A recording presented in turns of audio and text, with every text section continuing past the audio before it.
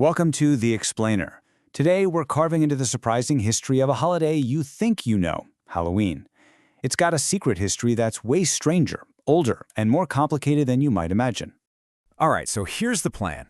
We're going to take a trip back in time, starting with some super old rituals in Ireland and ending up with the massive global party it is today. And trust me, it's a wild ride. First things first, let's just get this out of the way. Pretty much everything you think you know about Halloween, it's probably wrong. Or at least it's just the shiny modern wrapper on something much, much older and way different. Okay, so this slide really gets to the heart of it. First off, Halloween's roots? Not Christian at all. In fact, the early church actively tried to stamp it out. And second, forget the cartoon witches on brooms. The original festival had absolutely nothing to do with them.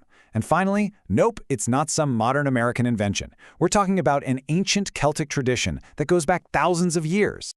All right, let's rewind the clock. Way back, we're going to ancient Ireland, over 2,000 years ago, because this is where Halloween starts. And it doesn't start with candy and fun costumes. No, it was born from a very real, very deep-seated fear of what's out there in the dark. So our story really kicks off with the Celts and their festival called Samhain. And by the way, it's pronounced Samhain, not Samhain. This was a huge deal for them, a super important time of year. And this was all happening way before the Romans showed up and long before the church even existed to try and get rid of it. You have to understand, for the Celts, Samhain was this incredibly powerful, pivotal moment. It meant the harvest was over, all the hard work was done, but it also meant that nature itself was, well, dying. The world was about to plunge into the cold, dark half of the year. It was literally the turning point between life and death. And here's the crucial part. For the Celts, this night was genuinely terrifying. They believed the barrier between our world and the spirit world got paper thin, and that let ghosts just walk among them.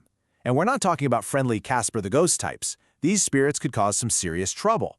So, get this, the costumes and the treats, they weren't for fun. They were for survival.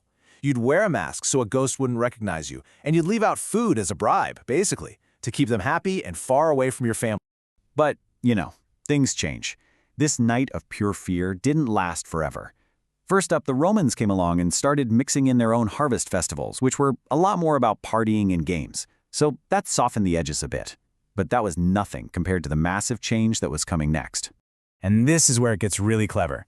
The Christian church realized they couldn't just get rid of Samhain, so they did the next best thing. They hijacked it. It's a classic move, right? If you can't beat them, join them and then take over. They moved their big holiday, All Saints' Day, which was also called All Hallows' Day, smack dab on top of the pagan one, on November 1st. So what's the night before All Hallows' Day? Well, it's All Hallows Eve. You can see where this is going. Over a few hundred years, people started saying it faster and faster, and All Hallows' Eve just sort of morphed into Halloween. But even with this new name, the holiday kind of fizzled out. By the mid-1800s, it was practically a ghost itself, only really remembered in a few remote parts of Ireland. It was on life support. But then, a terrible crisis hit that very same country, and it ended up giving Halloween a brand new home and a second chance, all the way across the ocean in America. So you have the Great Famine in Ireland. Millions are starving. They flee to America looking for a new life. But the welcome they got, it was anything but warm. They faced incredible discrimination, treated as second-class citizens.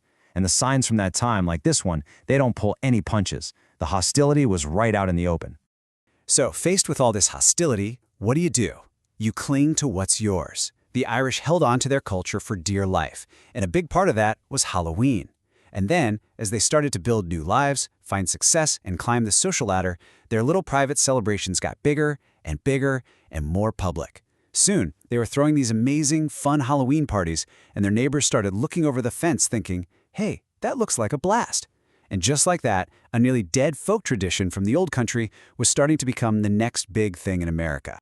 And once mainstream America got its hands on Halloween, well, it was only a matter of time before it went from being a folk tradition to a full-blown commercial industry. And when I say industry, I mean it. Just look at this number, $8 billion. That's how much can be spent on Halloween every year just in the United States. Think about that. A ritual that started with leaving out some food to keep angry ghosts away has turned into a massive multi-billion-dollar shopping season for candy, plastic skeletons, and superhero costumes. It didn't take long for corporate America to see the dollar signs. Around the 1950s, the marketing machine kicked into high gear. Suddenly, Halloween was everywhere, in movies, on TV shows, in cartoons, in books. They took the spooky imagery, polished it up, and sold it back to us as this perfect, family-friendly package. A single night became a whole spooky season designed to get us to open our wallets. Okay, so we've seen how Halloween was reborn and remade in America. But how did it go global? How did it end up at parties in Tokyo and festivals in Rio? Well, it turns out there are three main drivers that took Halloween on a world tour. First up, you've got the soldier. During World War II and for decades after, American troops were stationed all over the globe.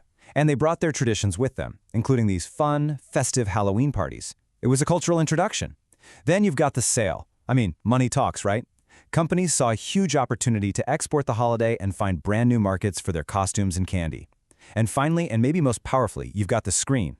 American movies and TV shows, especially horror flicks and sitcom Halloween specials, beamed these images all over the world. So even if you'd never been to America, you knew what a jack-o'-lantern was. So, what's the big takeaway from all this? I think it's that traditions aren't these fixed, ancient things set in stone. Not at all. They're alive. They're constantly changing, getting mashed up and remixed by everything from fear and faith to migration and, of course, money. And that really leaves us with one last question to chew on, doesn't it? The story of Halloween is this epic 2,000-year-long journey that's still not over. It went from a terrifying night of ghosts to a holy day's eve, to a cultural lifeline for immigrants, and now it's a global multi-billion-dollar product. It makes you wonder, right? What parts of our own culture, the things we do every day without a second thought, are being remade right now? And what will they look like to people a few hundred years from now?